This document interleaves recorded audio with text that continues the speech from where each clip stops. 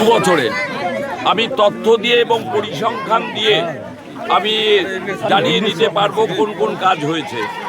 কিন্তু সবচেয়ে বড় ব্যর্থতা, আমরা এই এলাকায় যাকে আমরা জনপ্রতিনিধি নির্বাচিত করেছি তিনি বিগত 4.5 বছরে কোনো উন্নয়ন করতে পারেননি।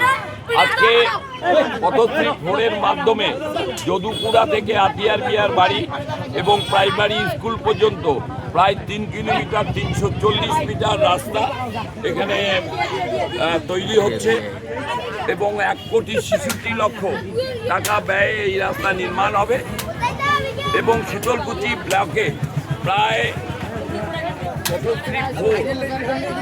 19খানা রাস্তা আমরা পেয়েছি এবং লালবাজার অঞ্চলে আমরা 3খানা রাস্তা পেয়েছি। একটা হচ্ছে নালারপাড় থেকে বিতালদা মরিচা, আরেকটা আমরা রাস্তা আজকে যদুপুরা থেকে প্রাইমারি স্কুল এবং আরেকটা রাস্তা বড়মটিজা বাজারের পোস্ট অফিস মোড় থেকে বিএসএফ ক্যাম্প হয়ে পিডাব্লিউডি রোড পর্যন্ত সেটাও অনুমোদন হয়েছে। আমরা দুয়াকে সেই রাস্তাগুলো আমরা কাজের সূচনা করব।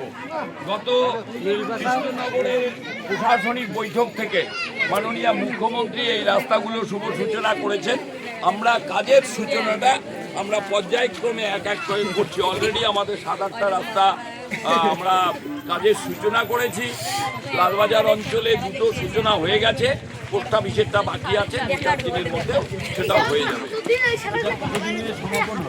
এটা রাস্তা তৈরি করতে গেলে মিনিমাম যে টাইমটা, যেহেতু এটা ব্ল্যাক টপ রাস্তা হবে, পর্যায়ক্রমে মাটির কাজ কিছু হবে, মাটির কাজ হওয়ার পরে গ্র্যাভেলের কাজ হবে, গ্র্যাভেলের কাজ হওয়ার পরে পাকা রাস্তা হবে।